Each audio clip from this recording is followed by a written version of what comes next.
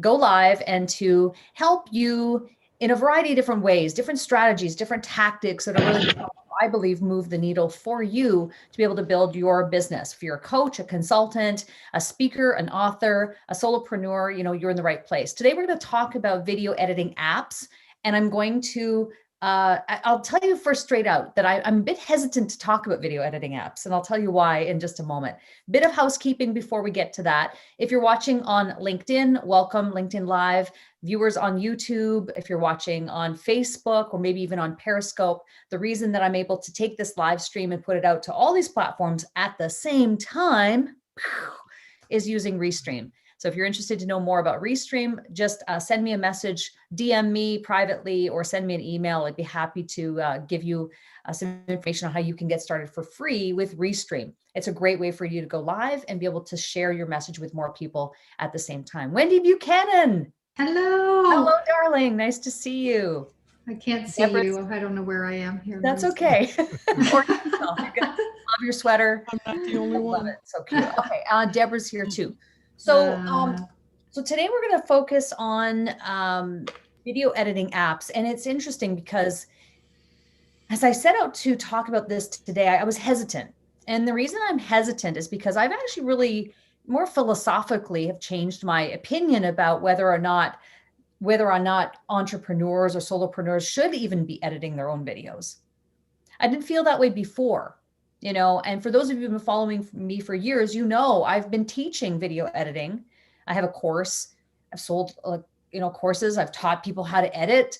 A lot of the foundation of my YouTube channel to this stage has been about editing. And so I think fundamentally what we learn from editing is it's not even so much the process of editing, it's the how do we assemble a story. And that I think is what's interesting about editing. It's like, how do you envision, how do you shoot for the edit? How do you assemble a story visually? And that's what's interesting to me.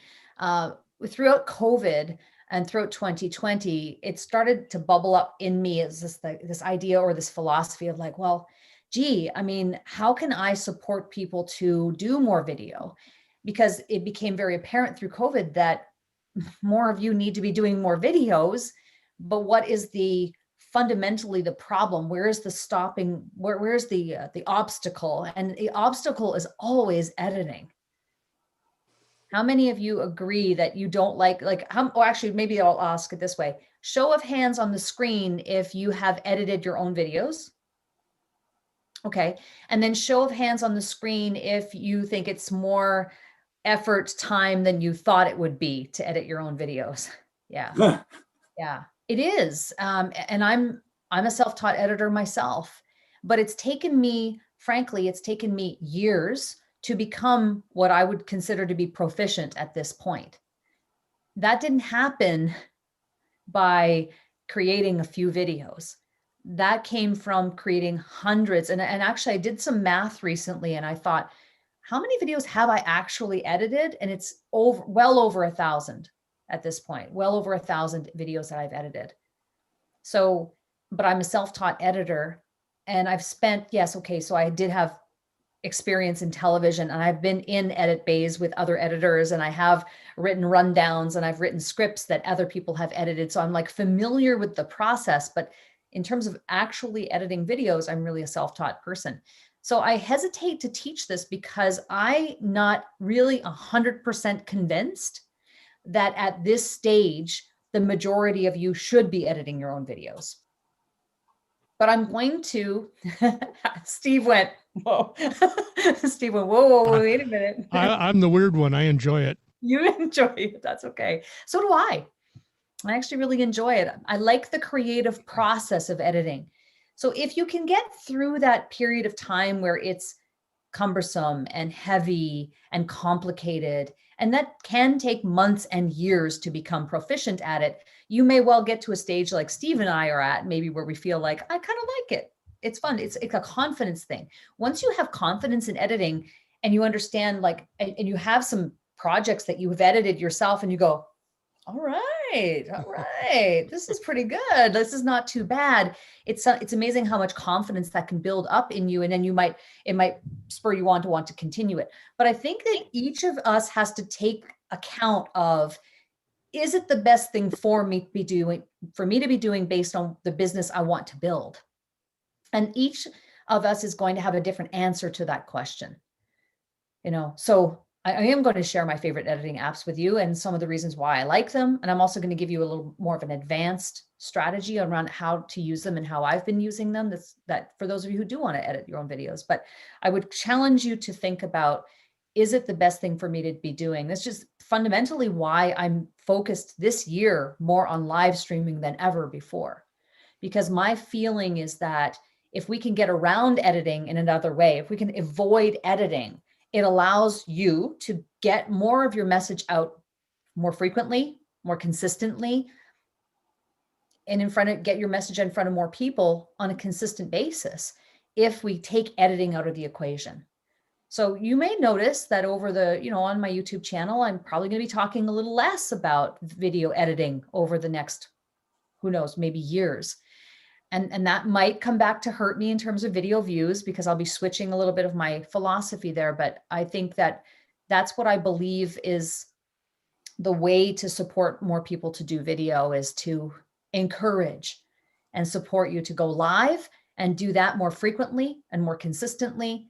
And then the other part of it, of course, is that, we have the virtual video production piece that we've also implemented. So Susan, do you have a new haircut? I love it.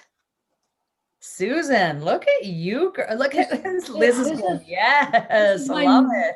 I just sent her a private message saying the same thing. You just caught my eye there. I was like, whoa. Just silent. It's 3 hours new. I love that's it. Susan. The other Susan. Oh.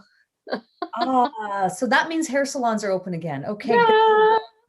Good to know. Okay. So Okay, I take it back. Susan, you look great. I thought they were talking to me. Sorry. Oh, you too, Susan. The other one too. I'm sorry. I just, No, I'm just. You look beautiful. All right. You too. Oh, you too. You look great. I'm sorry. I just thought you were talking to me. My No, fault. that's okay. That's okay. Okay. So let's get focused on video editing apps. Some of you, and I know Rose, you and I just had some discussion about this earlier this week about my favorite video editing apps. I like to use, first of all, here's the thing. No matter what video editing app you decide and gravitate toward, they all fundamentally do the same thing. So it's really more of a question of which one do you gravitate to in terms of its functionality. It's more about the user experience. Some of you might like, and I haven't used Filmora extensively, but I know some of you have mentioned Filmora, from time to time. And that's great. I've not really ever used Filmora, but I think maybe I did it way back when. I have found my two favorite ones that I kind of gravitate to over and over and over again. And so if I think about why do I gravitate back toward those editing apps, is because of the user experience. At the core of it, though, they all really fundamentally do the same thing. They're taking pieces of content, pieces of video, and they're stitching them together. That's really what they're doing. Where it really comes into play, what really comes into play when you're looking to edit a video on your phone or on your tablet or even on your desktop computer, is the understanding of how to craft a story or a narrative with the video elements. That's fundamentally the most important thing. Because I see all kinds of different examples of videos. And sometimes I'll get people who book calls with me and they'll say, Cheryl, here's a link to a video that I did on my YouTube channel or something like that.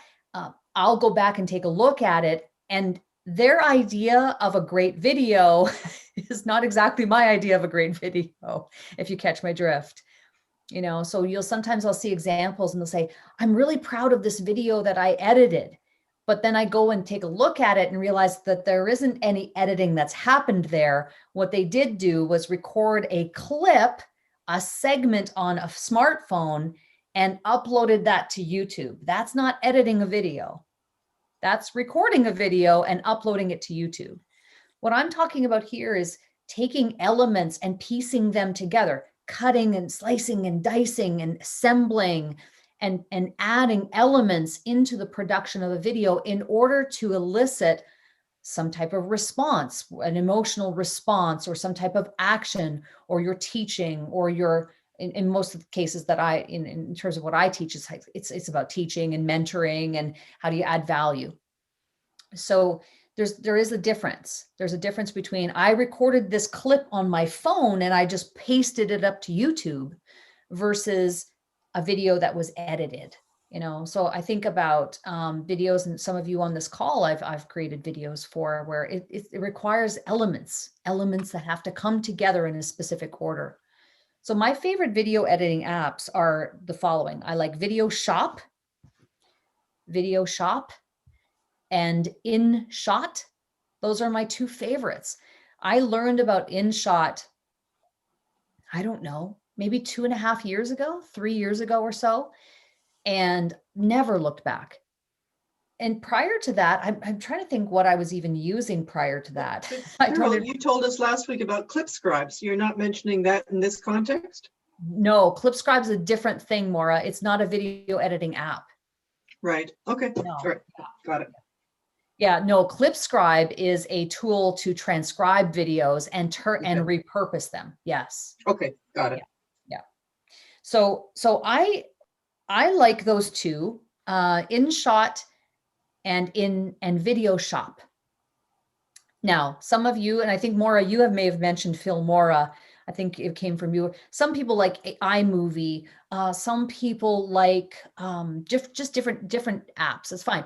It doesn't really matter, actually, at the end of the day. It doesn't really matter which one. It's more about, I want to give you some examples of the ones that I like and gravitate to, because I just happen to have done this for some time. And if you're looking for ones that I believe give a good user experience, then those are the ones I would gravitate to. If I think about, Cambridge Center Honda, which I've been producing, been their video producer now for 3 years. I use those two apps for a lot of the videos that we produce. The videos that need fast turnaround, I use those two apps.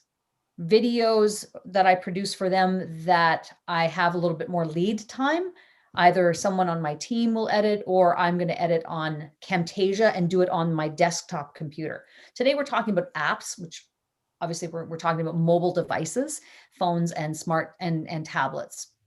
Now, not every video editing app is going to be functional on your device. So that's kind of the layer to this, is you have to figure out, well, what video editing apps are available for the device that I use or that I want to be editing on. One advantage, and my iPad's up here, but one advantage to using an iPad, which again is a mobile device, but it's a bigger screen. And so you may want to, and I haven't done that. I like being able to hold my phone in my hand when I'm editing. I have to wear my glasses most times to do it now because I'm getting a little older, but nonetheless, I'll wear my glasses. I like to hold my phone and I like to be able to move and edit on the phone. Some people prefer to edit on the iPad because it's a bigger screen in which to work from. But these apps will work on tablets and phones in most cases. But you might have to, like, for example, I don't think, iMovie is an Apple thing. So I doubt that there's even a functionality for Android. That wouldn't make any sense. So you have to kind of figure that out. But you can edit an entire video on one app, which is great. You can take Video Shop or InShot. Another one that I like is called Mojo. And it's not one that I've used a lot, Mojo, but it's a great app for those of you who are doing a lot of Instagram or really require something a little bit more stylized. Their templates are very aesthetically pleasing, very Instagram worthy, so to speak. So that's another app. I haven't used it a lot, but I'm really excited about what it can do for those of you who want to have more of a presence on IGTV or on Instagram stories. It's a really great app for that. Question here, Cheryl. If you have a bunch of Instagrams like I do now, can you knit several Instagrams together? Yeah, you could. I mean, use several vertical videos, you mean, and like put them together? Yeah. Yeah, absolutely. You could definitely do that. And that's the thing. It's interesting you say that, Susan, because you're really only limited to your own imagination of what you can stitch together. So if it, again, it's like, what is the point of the video? It's always starting with, what is the intent? What are we trying to communicate or teach or show or demonstrate in the course of this video? What is the whole outcome? What's the outcome that we want from this video? There may be cases where maybe Susan, you just say, I want to do like a compilation, or maybe you have certain segments of those vertical videos that you want to stitch together to create a new video from that. And you could do something like that as well. If you are not muted, if you could mute yourself, thank you so much. I just hear a little bit of background noise. Thank you so much in advance. So Susan, like you could have Instagram videos that you like in and of themselves, Instagram or IGTV videos, and then you could save them to your device, and then you could slice and dice those pieces. You could go in and you could find little segments of each one. Maybe, for example, what would be a good example? Let's say I had a whole bunch of different IGTV videos or Instagram videos, vertical videos that had to do with, I don't know, lighting, had to do with lighting. And I put them all up. They're all individual and they're out there. And then I say to myself, oh, you know what might be kind of cool is, what if I just took out the segments, the little pieces of each of those, and did like a compilation of just the most pertinent part of it, and just show all the different styles of lighting that I've talked about over the course of the last 6 months. And now I'm creating a new video from those original pieces. That is one thing you could do. And that can be done on it can be done on a phone. It can be done on a tablet with these apps.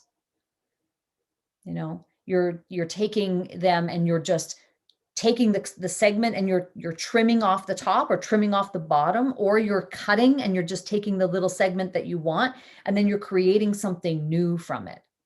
So I like Mojo. I think it's aesthetically more elevated than Video Shop or even InShot. The thing I like about Video Shop is that it's the only app that I have ever found that allows me to import video B-roll. So B-roll is like supplementary imagery that you layer on top of your video project in order to further move the narrative of that story visually. So if I was, say, doing a video for you right now and it was like, blah, blah, blah, blah, blah, lighting and talking about lighting, wouldn't it be great if we could see a picture of the light I was talking about? Maybe it's this one, I don't know. So I could have a little piece of video that is, I'm not in the video, it's just a little bit of video of that light, maybe sitting on my desk or sitting on a tripod or something. And I could have a little snippet of video that I've shot on my device. And now I can bring that little piece of video. It might only be 5 seconds long. And I can bring that into my project. At the point in the video where I'm talking about video or talking about lighting, I could show the light in question. That's B-roll. Now you can use photos for B-roll. So that would be a non-moving image, or it could be a moving picture. In other words, a video. This Video Shop app is the only one I've found that allows me to bring in video B-roll. So you can imagine that when I am producing the videos for Cambridge Center Honda and have been doing so for years, I create videos for their used cars. Like they have a huge inventory of used cars. And so we need to turn these videos around quickly, which means that I'm going to use my app to do it. And sometimes we have video of the car, maybe the car's in motion and it's driving through the parking lot at the dealership. Well, I want to bring that video into my project to show the moving picture because it's more dynamic than a still photo. So Cheryl, yeah. So that means that comes in and those images are superimposed over you at that time. You're still continuing to narrate, but the person's actually seeing the other, but it doesn't interrupt the flow of your own original video, correct? Exactly. Got it. Yeah. And now when you watch news reports, if you watch your 6 o'clock news or your 11 o'clock news and you see the reporters out in the field and they're doing stories and you're going to notice that now you're going to hear their narration. So the A roll is the baseline. the A-roll is the thing, like it's the foundation of the video. And so the reporter's talking or whatever. And then on top of that, they layer the image of, in this case, the light, or in the case of a reporter, the fire, or the ambulance, or whatever it is. Yes. So the Video Shop app is the only one I have found that allows me to layer in video B-roll. I can do it on my desktop, that's not a problem, but on an app, it's the only one I've found that's capable of doing it. Now, I'm certain there are others. There probably are others that do it. But do I like the interface? Do I like the user experience as much on those other apps as I do with Video Shop? Maybe not. And the other thing is that I have learned through this process is once you find something you like, stick with it, because we all suffer from shiny object syndrome. And there are a lot of shiny objects in the marketing world. And so it's really easy to get like lured into, oh, that other thing, or, you know, if you find something that you really like and it's working for you and you're able to, again, you've become proficient at it, there's no need to blow it up and start afresh. Now, if you are using an app right now where you're like, this sucks and I don't like using this and I don't like this user experience and I can't find them, my fingers are too fat for these buttons, or whatever the thing is, if you're having a bad experience with it and another shiny object app comes along, it may be worth for you to explore that one to see, is that the one that's going to help me, you know, be more proficient at this, if indeed I'm going to edit my own videos, which again, I question whether or not we should. Okay. But that app is the only one I've found.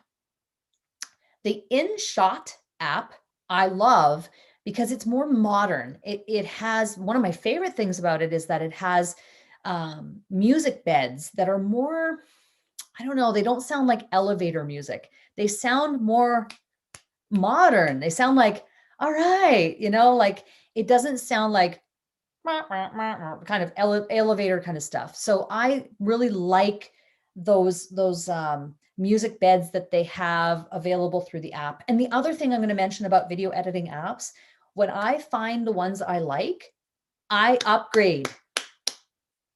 I don't sit here and go, I don't know if I should spend $38 a year on that app.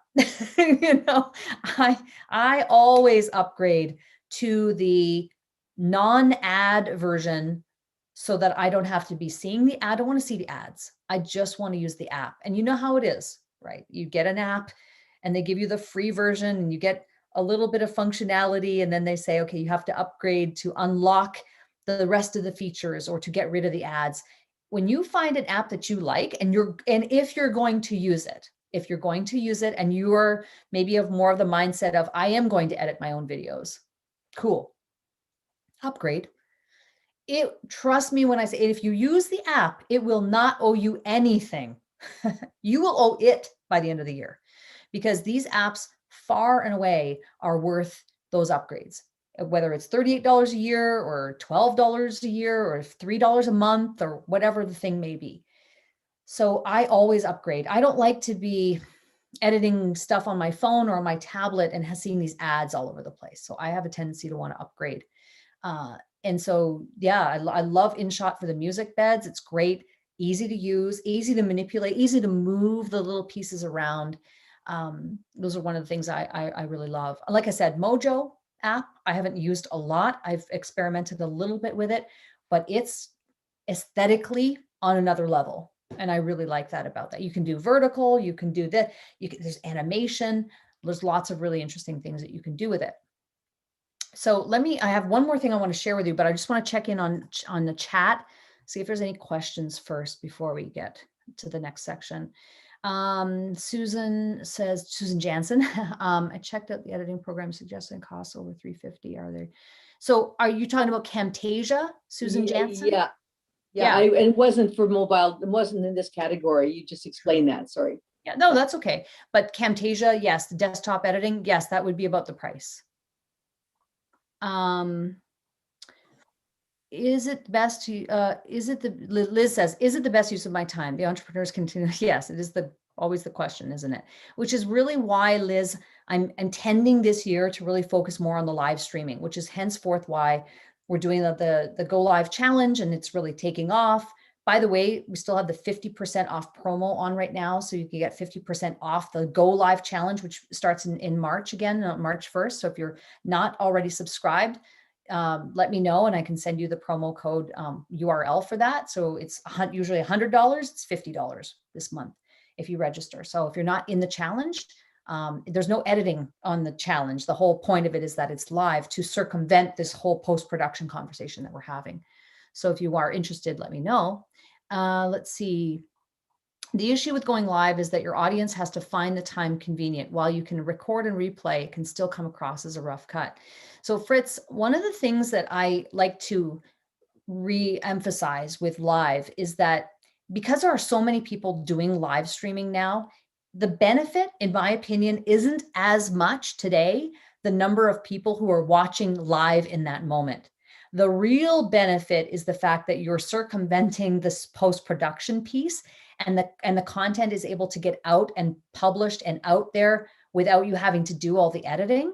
And that, in my opinion, is the biggest benefit to going live, is that if you think about my 4P process, which is plan, produce, publish, and promote, the producing and publishing happens at the same time. That saves a ton of time and energy. So the real benefit, Fritz, in my opinion, to going live is the fact that you get your content done, produced, and published out there way faster than doing the editing that we're talking about today. Susan, I will type them all both out here for you in the chat. InShot, so InShot and Video Shop and Mojo. Those are the three that I'm really digging. Okay. Filmora, Mora says. Wondershare Filmora. So that may be one worth looking into as well. Okay, great. Can you send a link to, okay, yes, Tanya, if you can reach out to me, I will definitely send you something that you can look at. Susan, how long should your, yeah, the video length, Susan, with recorded videos, my belief is for recorded videos, really the shorter the better. The shorter the better. It really depends more on the message that you're sharing. Sometimes it takes 8 minutes to explain something or 8 minutes to demonstrate something. That's okay. But the shorter the better you can make it. You don't want to be creating a video and just kind of filling it with stuff that doesn't matter. I believe it should be long enough to tell your story. No set length. Absolutely agree, Steve. Totally agree. Lynn says, so great to hear which apps you work. Yeah, for sure. Wendy, hey, Wendy. Using Video Shop. Okay. But looking for something to record training on my desktop. Share. Yeah. So that's like a Camtasia thing, Wendy. It's not an app. The desktop screen capture software. I mean, there's different ones you can get. Like I've been using Camtasia for years. Some people like, what's that other one called? ScreenFlow is another one that people will use. Loom is another one that will do screen sharing, like screen capture, I mean. So looking for something to record training on your desktop. Yeah, that's definitely it. Reach out, Wendy. I'm happy to share those ideas with you. Lynn says, so much easier than years ago when we had to pay hundreds of dollars in editing studio. Yes, and that's the thing. This has all been, I guess, I think the word is democratized, like in the sense that it's all available. This stuff's all in the palm of our hands. That the issue isn't really about how do I create a video. We can learn that. What becomes more of the issue is, what do I say in the video? What is my message? What am I trying to impart? That's the bigger question, because you can, I'm proof. I'm proof, living proof that you can learn how to edit a video. And, frankly, if I can do it, anybody can. It's not, that's not the issue, right? It's like, yeah, that's just a mechanical process. It's what are you saying in the video? What value are you providing? How are you engaging your audience? How are you bringing them into your world? That's the more important issue. Yeah, so Maura was saying Loom. Yeah, I agree. Loom is great. The only thing with Loom is, it's a little bit, I don't love the interface like on the desktop. It's a bit weird and clunky, I find, with the links and stuff, but nonetheless, it's a good one. Dr. Teresa says, is Restream better than StreamYard? Well, in my opinion, yes. In my opinion, it is. And then the learning curve is steep. Yeah, I know. I know. And Wendy, it's interesting you say that. The learning curve is so steep, and that's why I feel compelled, to move in a direction of not, I don't mind sharing how to edit a video and whatever, but I really feel strongly that live streaming is where it's at now. In 2021 and going forward, COVID really brought that realization to me and the clarity for me around that. It was like, gee, how could I really support people to make more videos? Because it was very clear to me that we all need to be making more video. If COVID didn't teach us that, then you had your head in the sand, right? Like, we know we need to do more video. This is where it's at. So my feeling is, if I can support people to do more live streaming, then we don't even have to worry about all this editing stuff. And that's, so it's true, because there is such a learning curve. And the reality is, you don't have the time necessarily to learn all of this. And if that's the case, then we hope that, our challenge or video production services might help. I started editing back in the tape days, and yes, I do remember that. Multiple edit decks. Love the widespread use of NLEs for everyone. Live streaming is great to interact with my community, much better than my recorded videos. I do both. Awesome. So here's the advanced strategy. Who's ready? Show of hands on the screen if you're ready for a quick advanced strategy. One thing that I started to do is I started to take different apps and use them in conjunction with one another. So let's say I want to make a video, for example, for Cambridge Center Honda, and I like the music on InShot, but I know that VideoShop is the only app at my disposal that allows me to add video B-roll onto the project. So what is the solution if I want both of those features in my video? Well, the solution is to use both apps. So, right? So what I would do is take the elements of the production, and I'll start with VideoShop, and I bring those elements in. I add my B-roll on. I add the elements onto the project through that one app that I like. I export it to my camera roll. Then I re-import that into the other app, which is the InShot app. And that stage, I add in the music, because I don't like the music on VideoShop. I like the music on InShot. So then I take the music and then I layer. So I'm actually layering elements into the production using different apps at different stages and in that order. Now that's more advanced. It's more work, right? And so if it's enough, if you're kind of like saying to yourself, okay, whoa, it's enough that I'm going to have to learn one app, then this is not the strategy for you. I just happen to be somewhat of a little tech nerd who likes to play around with these things. Like I love digging into this and kind of finding solutions. And maybe that comes from my broadcasting experience, and that I like to challenge myself and create something from nothing. And, I like finding solutions to problems, but that's how I would do it. Cheryl? Yeah. Would you ever take it one step further then, after you've done the VideoShop, adding the B-roll followed by the music with InShot? Would you ever then take that whole thing and put it into ClipScribe to get your headlines and subtitles, and then upload from there to YouTube? Would you ever do all that? Yeah, absolutely. Yeah. Yeah. For Okay. sure. Yeah, that's what we do. So I would take, so let's say I'm making a video. I go, okay, I want to add video B-roll to this. So I'm going to start with VideoShop. Then I'm going to do what I want to do here. I'm going to export it. I'm going to bring it into InShot. Now I'm going to add the music. I also like the little stickers. If I'm doing a fun video, like I've done a few fun videos for Honda recently, where they do this thing on Fridays called Friday Frenzy. So Friday Frenzy is like they have a sale or something like that. And it's meant to be kind of a fun thing, Friday Frenzy. And then Rich gets really animated on camera and stuff. So I add these little fun elements to the production. I like the stickers in InShot. So I'm going to add these little fun little faces and emojis and things like that. Then I would export that. And then to your point, Maura, I could take that. Now, this isn't an editing thing as much as it's like, I want to transcribe the video now. I want to repurpose this video into different sizes and different aspect ratios. That's when you bring it into a ClipScribe, which is not it's not an app on your phone. It's a desktop program. But what I do is I access it through my browser on my phone, right? And I upload it that way. So, just to be clear, ClipScribe is not really part of the editing process as much as it's part of the transcription and repurposing process, if you're DIYing it. Yeah. So there can be a lot of steps here, right, guys? Like there's a lot of, and this is the question that you need to ask as an entrepreneur is, what is the best way? What is my strategy?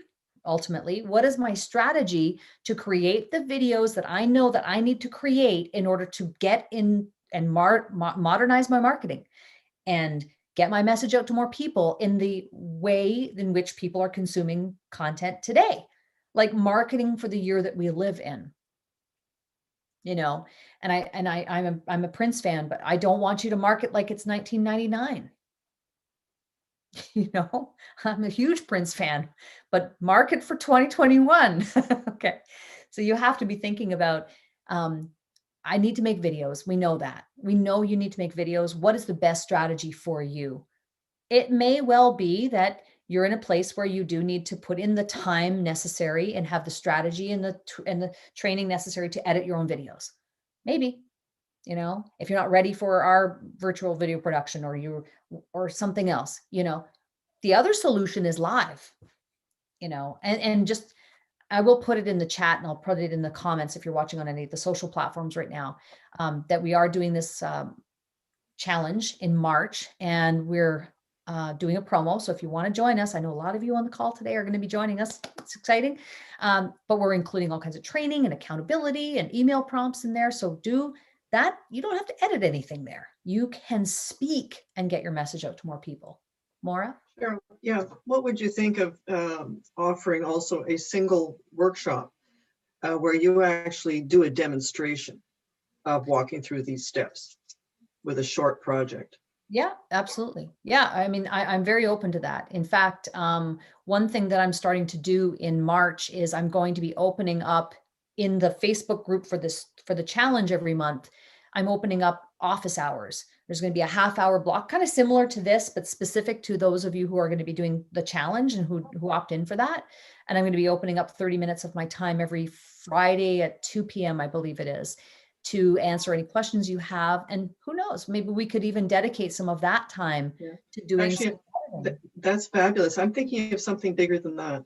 One day that you would host maybe a 1 hour where you could invite people if they want to have a second monitor that they can follow along and be working on a project of their own while you walk us through an example of your own. I'm open to it. I am open to it. Yeah. I would say if that's of interest, it's a great idea, Maura. If you're interested in something like that, send me an email, send me an email at Cheryl Plouffe actually send it to our community email. So community@cherylplouffe.com. And I'll let our community manager know that we had this conversation. So she doesn't go, why are all these videos, requests coming in?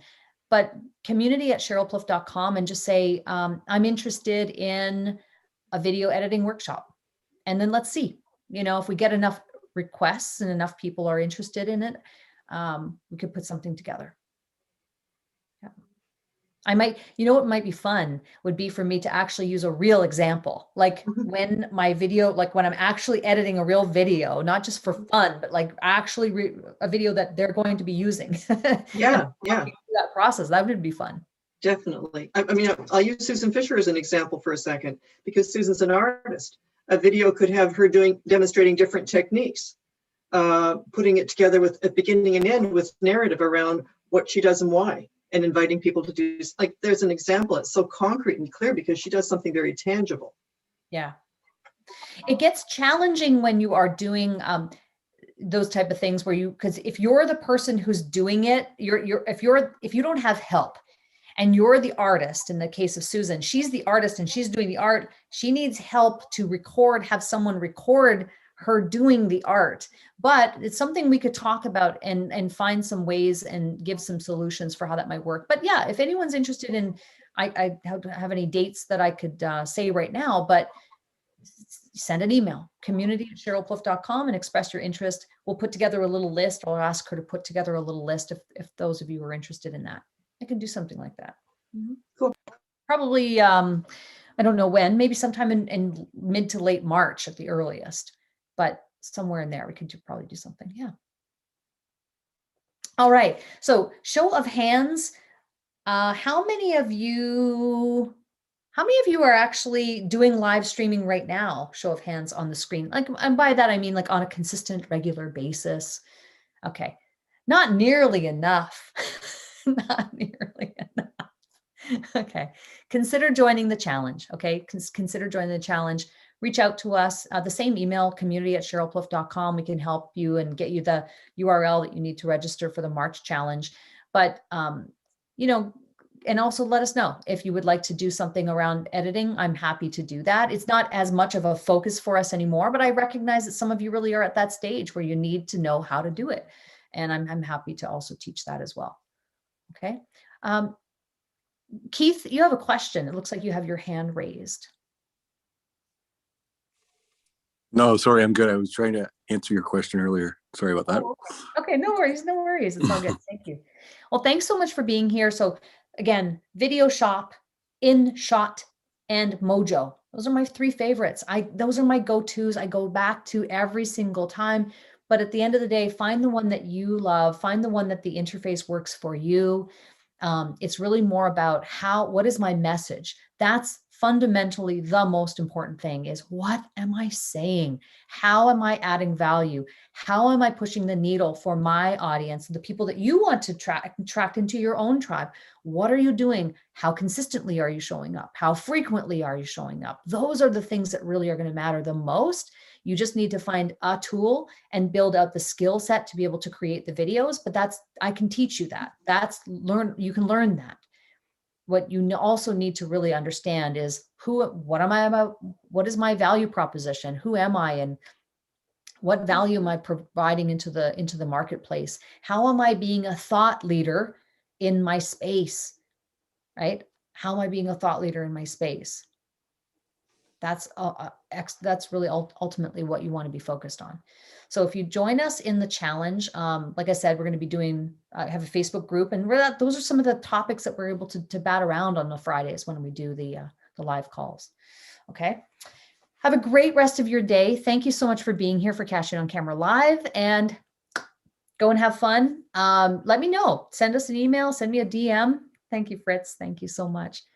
Love that you're here, and let your network know. Free button on my website, cherylplouffe.com, on the top, free coaching. Big button there. If anyone in your network should be here, just tell them to go there and register, and then they can join you on Wednesdays at 3 p.m. here as well.